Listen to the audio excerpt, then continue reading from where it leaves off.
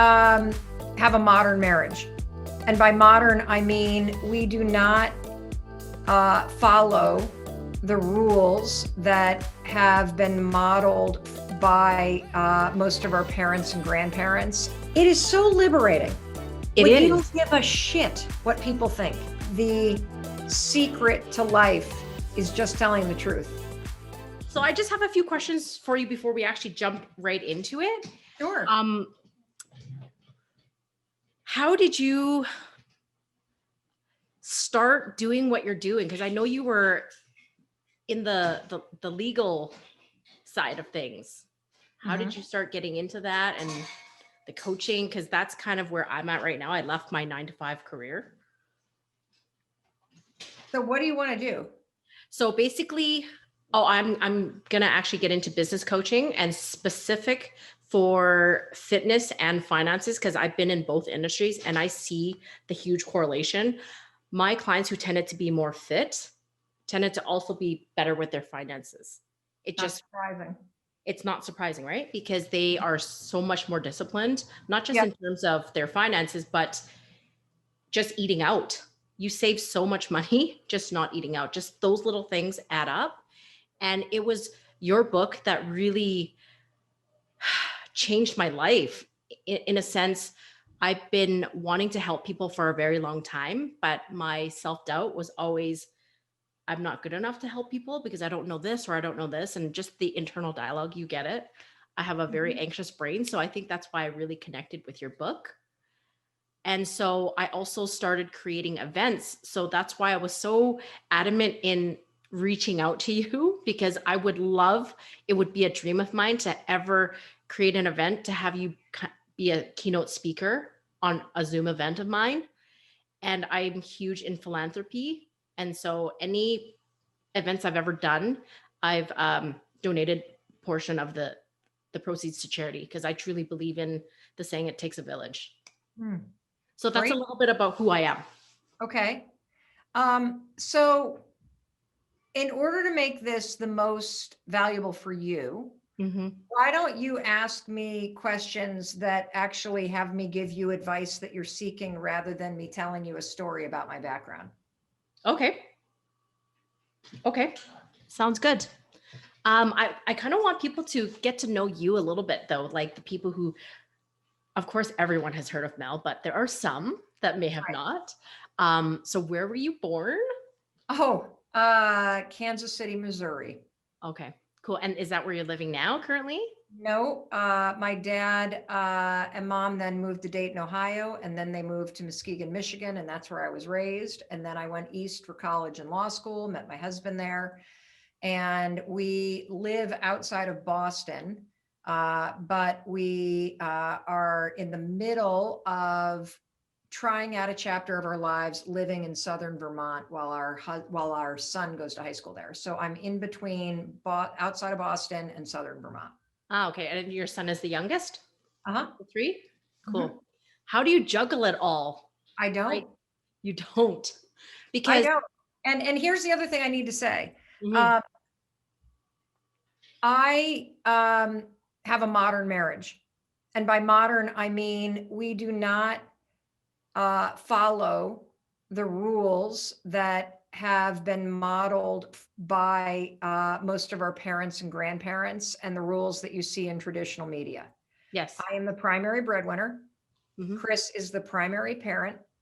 And we are in the roles that really fulfill us. Right. And so, gender aside, we have done a tremendous amount of work to really stay connected to one another's needs and strengths and desires. And there have been times in our lives where Chris was the primary breadwinner, times in our lives where we were both working and earning equally. And in the last 5 years, I've taken over as the primary breadwinner.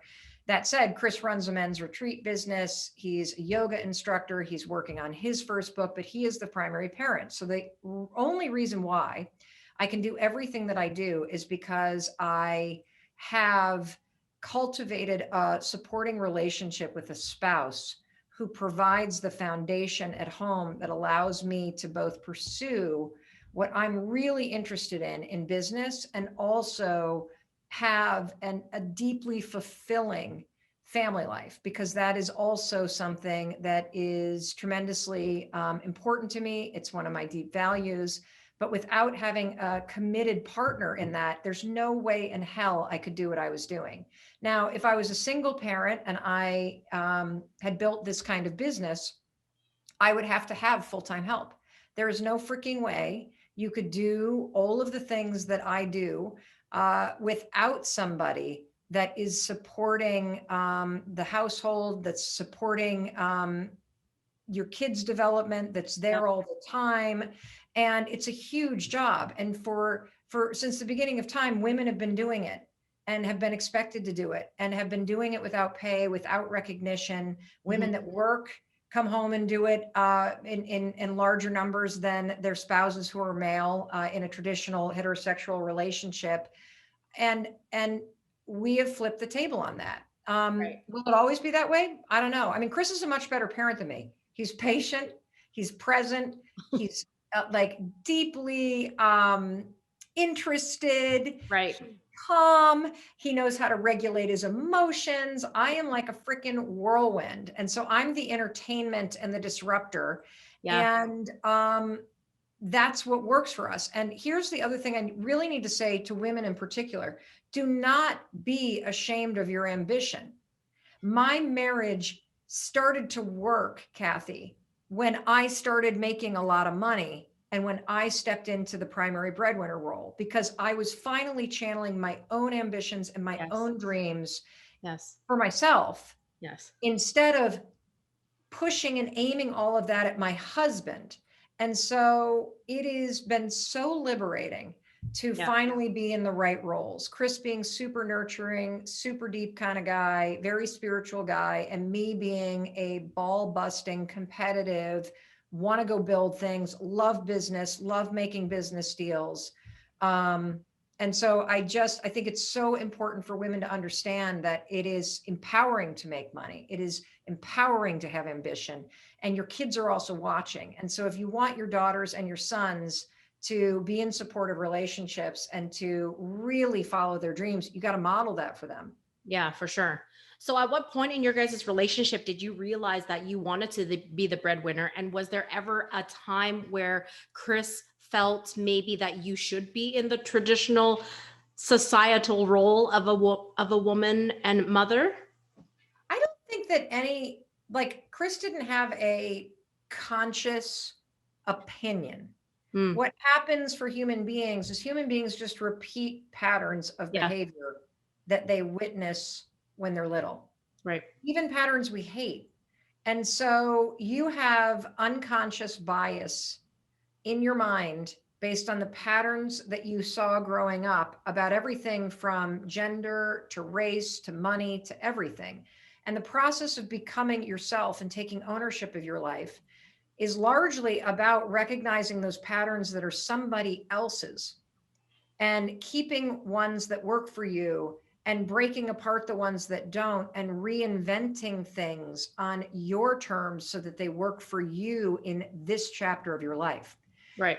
Back to your question about, when did you decide to take the lead role in making the money? I never decided it.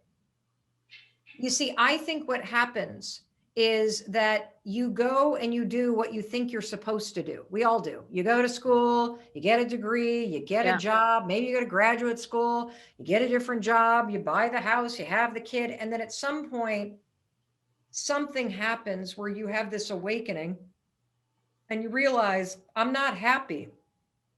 This isn't working. And it doesn't even have to mean that your life is in shambles. It could just mean that you wake up every morning with this sense that there's something more, or you wake up every morning and life's okay, but it could be better.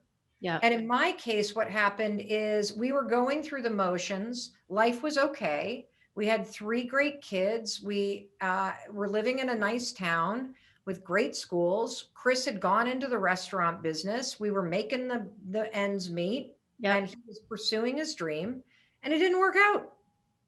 I The remember restaurant that from your book. the audience. Yeah, and And it you just flipped said our all that. entire lives on its head. And one of the things about challenges in life, our challenges are what define you and make you grow. Like, you need challenges to grow. And so what happened for us is we found ourselves in a financial free fall. Chris was in a spiral of shame because the thing that he had gone off to do was failing.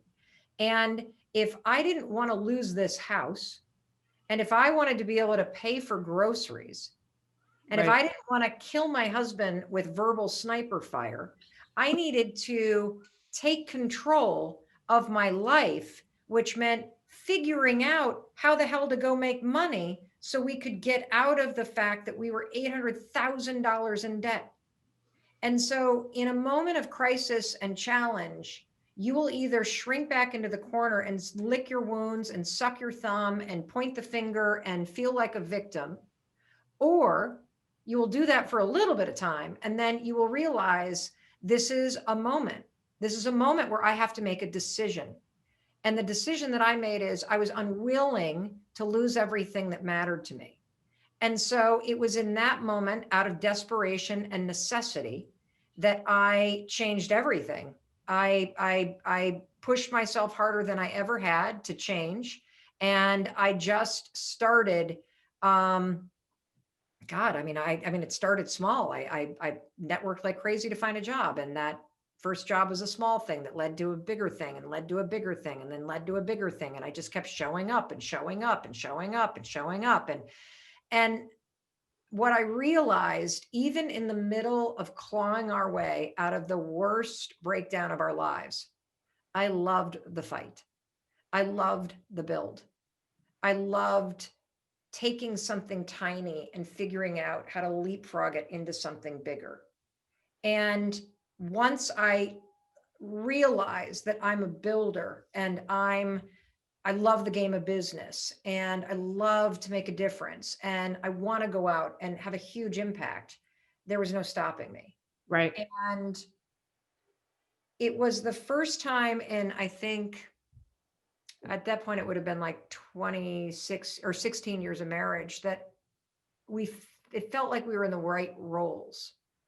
The shit that we used to fight about Oh my gosh. was Like, well, we would fight about everything because I was frustrated. yeah.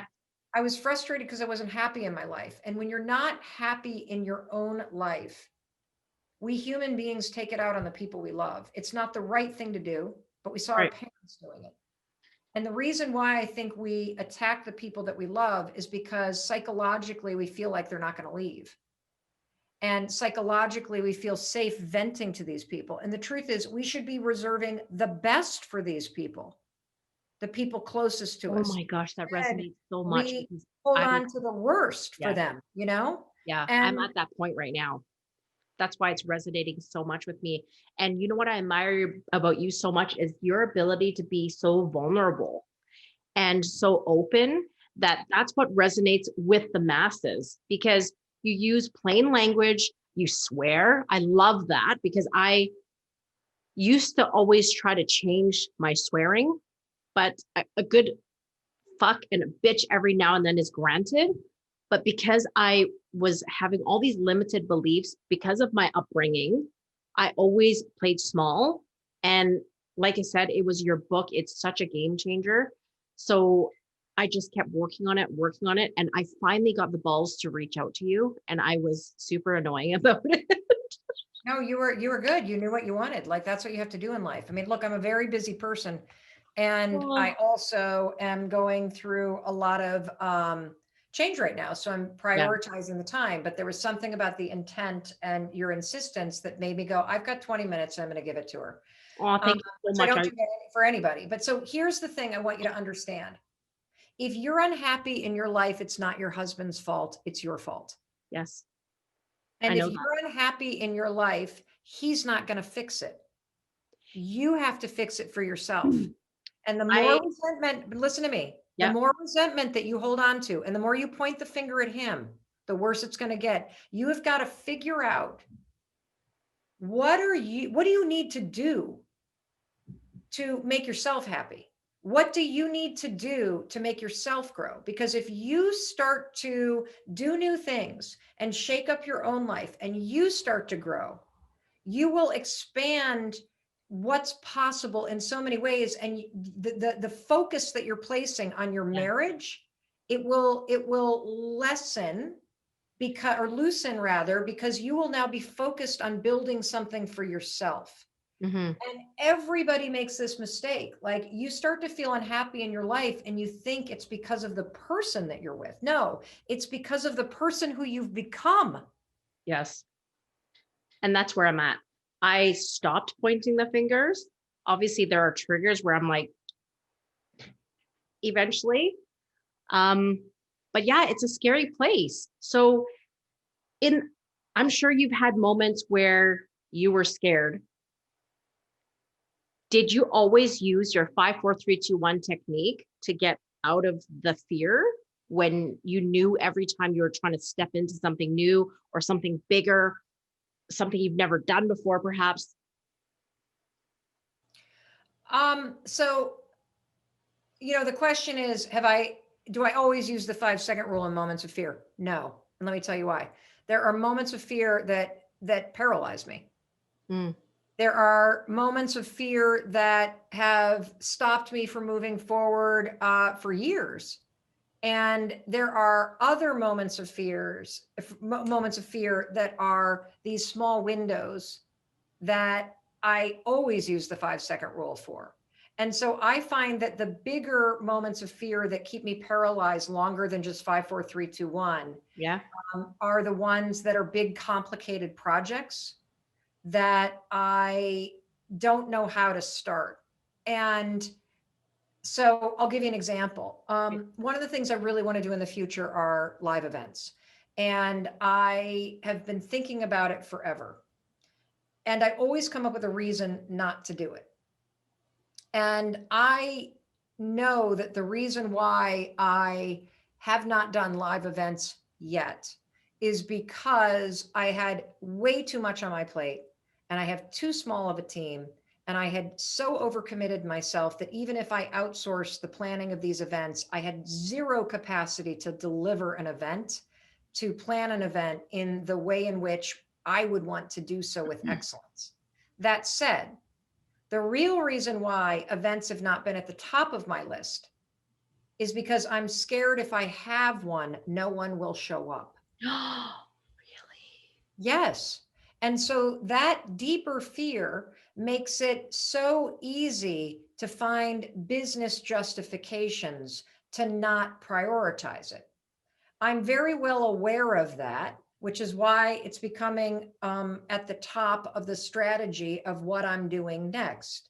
But the 5 second rule is really just a coaching tool that you use with yourself to push yourself in those moments where there's nobody else there to push you forward. Right. It's a tool that you use to interrupt behaviors or excuses or fears that stop you in moment to moment decisions.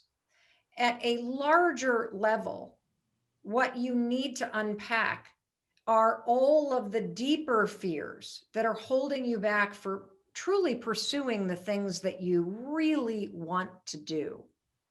And so, yes, I use the 5 second rule all the time, but no, there are plenty.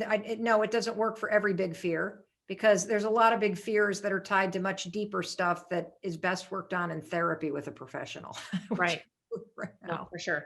So with that being said, do you constantly work with a therapist or a counselor of some sort or a business coach yourself? Um, Yes and no. So when I hosted the daytime talk show, we had a full-time mental health specialist on the show that I worked with every single day about the content of the show. We have professionals that are advisors to my business, because I'm not a therapist and I'm not truly giving advice. I'm sharing my experience. But I am in a therapeutic relationship. I am actively engaged in my own healing for childhood trauma, and both capital T and little t trauma. I am, What does that I mean? just, I just actually finished an EMDR session 90 minutes ago with my therapist, working on some past issues. And I do not work with a coach, but I am actively involved in a couple mastermind groups with peers, that has been invaluable. Like you can't, the coolest thing about this moment in time, Kathy, is you don't have to figure things out on your own. Right. There are people out there in the world that are ahead of you, that are doing things that you want to do. The answers are out there. All you have to do is look around, study, take some online courses, follow the people that are doing what you want to do, and then take what they're doing and make your own version of it in your own way. Don't copy it, be inspired by it and tweak it so that it's an expression of you. Right. And that's like the coolest thing. So, Mhm. whatever excuse that you have, it's just fear. Whatever reason you have for not being able to move forward, it's just fear. You're not a procrastinator. You're afraid. You're not a perfectionist. You're afraid. You're not stupid. You're afraid.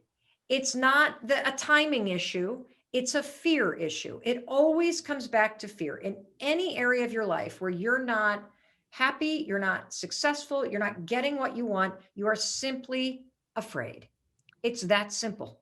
And it's so crazy because we don't have that when we're children. And as we get older, that fear just ramps up. I just, and I see it because I see my son and I get so inspired every single day. And it was because when he came into the picture, that's when I realized a lot of my childhood trauma had been holding me back for a very long time. So Everybody has childhood trauma and everybody is held back by it. And it's yeah, not until you hit that moment in your life where you finally gain a moment of clarity. And yeah, look, an aha moment will not lead to an aha life. right. You got to create that. Yeah, But an aha moment can give you the wisdom that you need to realize that there is a different way for you to live your life, yeah, that you don't have to be frustrated and full of excuses and scared all the time, that you can get back to that childlike state of wonder and curiosity and love and connection. And what happens for all of our kids is it happens right about when they go to school, because right. we are biologically hardwired to bond with people. We need other human beings in order to survive. We are designed in our DNA and in our development to Mhm. connect with people. And what happens is between the ages of 6 and 10, you start to internalize that you would way rather be liked by that group of people over there at that lunch table than just be yourself and be alone. And when you start to realize and prioritize, which we all do, that being liked by other people is the name of the game, you start to betray yourself. And the process, in my opinion, of becoming a happy adult is to learn how to identify and remove all those coping mechanisms and protection mechanisms that you created as a kid to survive your family system, to make friends, to not get picked on. All of those strategies that you developed that protected you as a kid are now keeping you from being yourself as an adult, and they're keeping you from realizing your dreams. Right, right. That's so bang on. So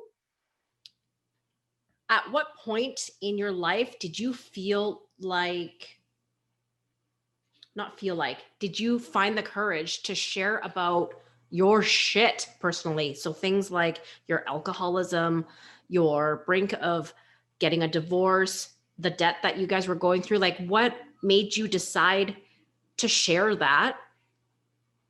Here's the thing that I gotta get. I just have to say, this is the number one question I'm asked, Mel. How could you how do you find the courage to share all the things that are horrible about your life? It is so liberating It when you is. don't give a shit what people think. You spend so much of your life hiding the things you're struggling with.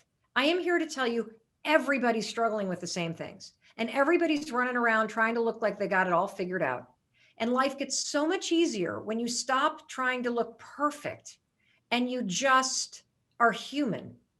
And it's in the process and in the struggle that all the magic happens. And so for me, it doesn't take courage to share the things that are going on in my life, because it is so easy and free and liberating just to be authentic and to be yourself and to not be ashamed of anything that's happening.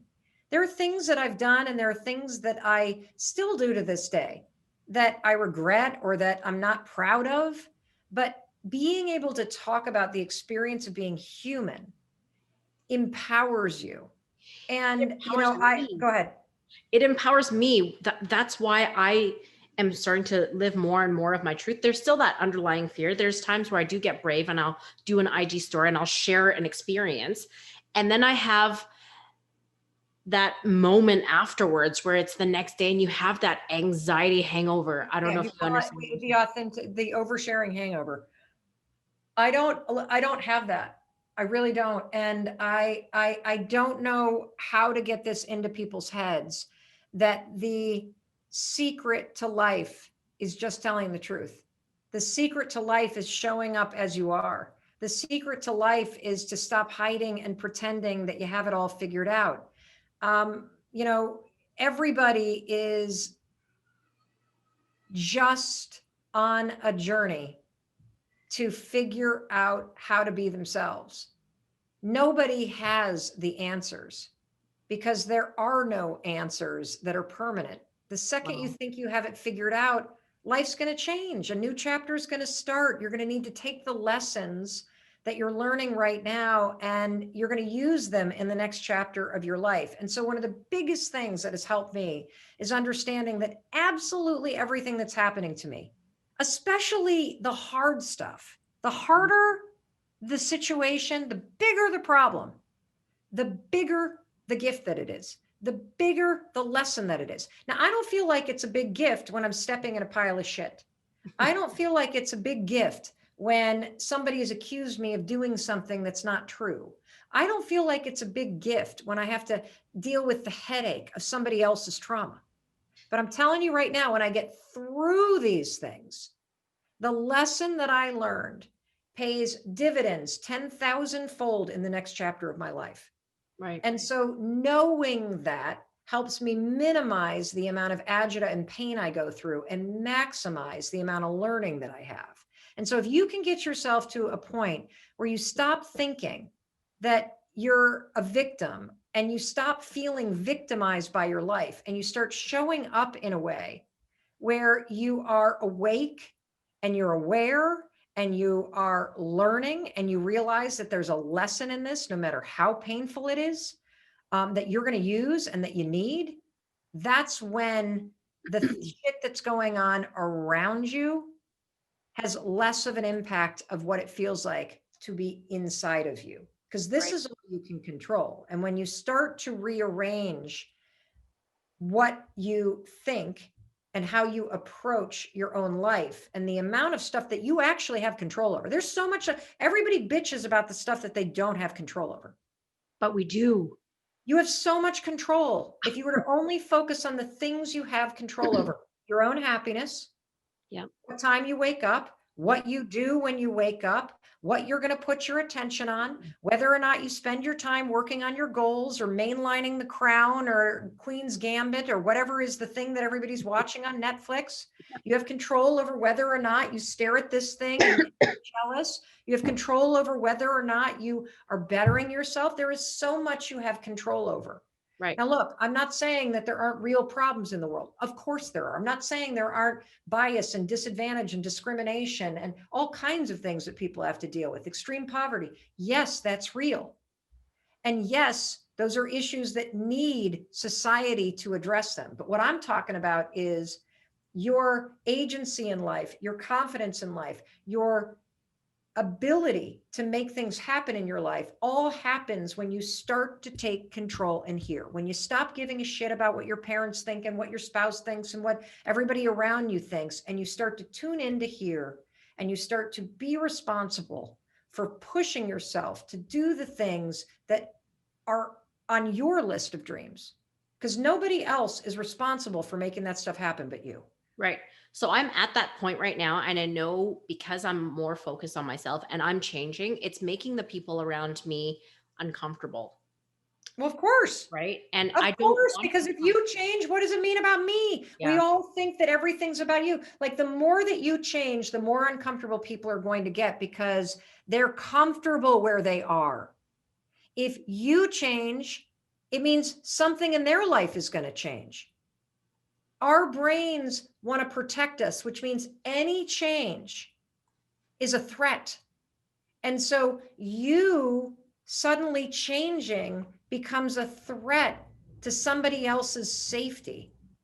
You see, for all you know, the people that are threatened by you changing had a dad that walked out on them. For all you know, the people that are threatened about you changing had somebody die because of cancer. Your changing might trigger their deepest fear that somebody's leaving. It might trigger their deepest fear that they're inadequate. You see, the stuff that people react to emotionally, it has nothing to do with you. You're just the trigger that's pulling up something from their stuff because Right. they're just, they're just, most people have not done the work to understand their deepest fears. So was there ever a point in your marriage where you were changing so much that it feared Chris? And if so, how did he cope with that? And how are you guys at that point where you guys are today, where he It's a seems great so question. lovely? So was there ever a point that my change and my accelerated business growth stoked Chris's deepest fears? Yeah. Absolutely. Absolutely. And what it stoked in Chris is that at some point I was going to walk out the door because I was going to think he was not a provider. He was not a worthy partner because he had failed in some stupid business. And that's his stuff. That's his baggage from his past because his past made him believe that in order to be a good man, it meant you had to provide money. Hmm. And what this kind of what this has brought up for Chris is this incredibly powerful and deep awakening about what it actually means to live a rich life. And it has nothing to do with money. You see, my husband's never been driven by money. He doesn't value it. He doesn't give a shit what kind of car you drive. He's not driven to have fancy things. He is truly a spiritual, connected, deep kind of guy. And When did so the thing that I want to tell you yeah. is that my success triggered a lot of questioning for Chris about what is your value in a relationship as a man. Because the world tells men you're not anything unless you make a lot of money. You're not anything unless you provide. You're not anything unless you're successful and you dominate in sports or business. Just like the world tells women, you got to be skinny, you got to have big tits, you got to do this, you got to be seen and Yeah. not heard, you can't be bossy. Like the pressure that we feel around how we look is the pressure men feel about whether or not they're providing. Right. And so when I went like this in my career and I was the primary breadwinner, it basically made him feel like he had failed. And so the breakthrough that he's had is that he's realized that providing for him is defined by something else entirely.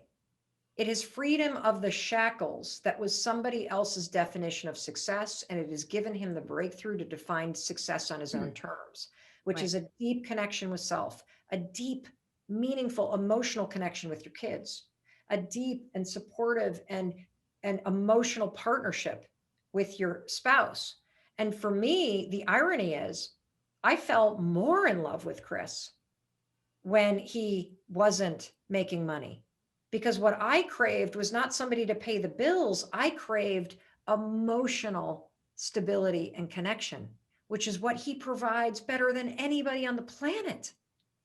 And so all of our conflict was around his angst about providing and my anger because I wasn't able to get the emotional connection because he was always working. And when we had our breakdown around money, and then I built this business and he had a breakdown around the meaning of life and shame, and it was the greatest thing that ever happened to us. And so that's why I say you have to be responsible for your own happiness. And if your husband has a breakdown, or your wife, if that's, I'm talking to everybody, has a breakdown because you are becoming happy, it's because there's something unresolved in them that this is threatening. And the opportunity in that moment is for the two of you to come together and support each other in the excavating of what the deeper issue is. Because I'm going to tell you, it's not about your career. It's about an emotion. It's about some outdated thought or pattern or belief system that was your parents, or that is triggered by an experience of being abandoned or neglected or forgotten or feeling invisible or whatever, that this is now bringing up again. And so the opportunity for you is you work on your happiness.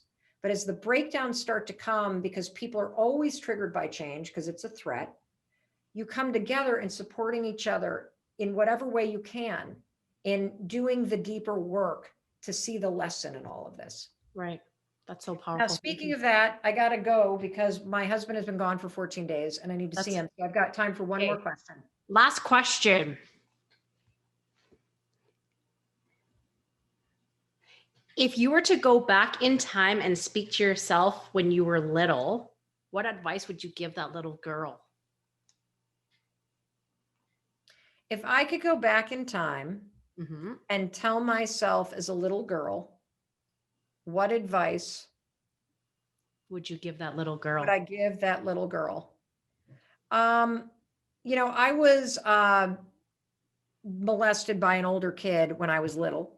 And wow, same here.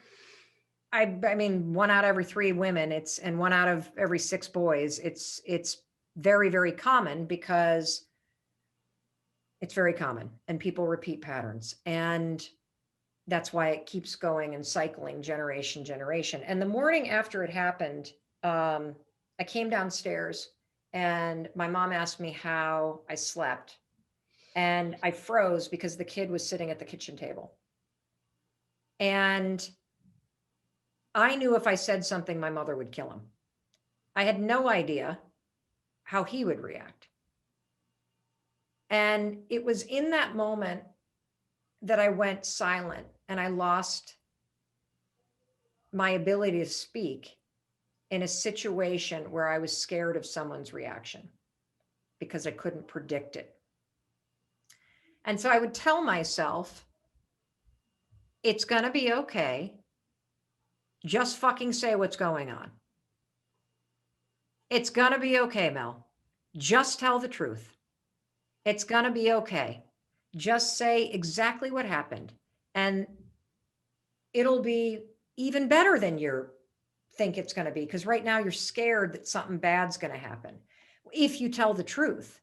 And so that led me on years and years and years down this path of constantly hedging, questioning, thinking, considering first how somebody might react before I actually said anything. In other words, I was a liar because I was so worried about managing other people's opinions. We use the word people pleaser in the world. That's a nice way to say you're a fucking liar because you would rather make people like you than actually say what's true for you. You would rather manipulate what somebody thinks than say what's actually real. And that was me. And so one of the reasons why, as an adult, now that I've done a lot of work on myself and I understand how freeing and empowering it is to just say the truth, just, you can watch the tone, but don't change the content. You can change the way you deliver it without changing the content of what you're saying. And it's been the most liberating thing in the world to realize your power comes from your truth. You're not responsible for how other people act how they respond to it. If you start lying, if you start trying to please everybody, you're manipulating them. And then you are responsible when they ultimately blow up at you because you didn't tell them the truth. You're Right. trying to make them behave a certain way, and that's manipulation. And Right. so I would say that no matter how scared you are to say what's going on, it's going to be okay. Just say it. Thank you so much for your time. I really, really, really appreciate it. I hope this is not the end of our connection. I'm from Vancouver, BC. You're way across the world. And I would love to collaborate on an event together. That is my specialty. I just need to get the courage to find more speakers like yourself. Awesome. Well, thank you for the time, and thank you for sending us this. Yes. And we'll, however we cut it up, we'll send you copies of it. Sounds good. I will. I'm actually going to send it off to my girl to kind of make it look pretty. And then you guys can chop it up however you guys like.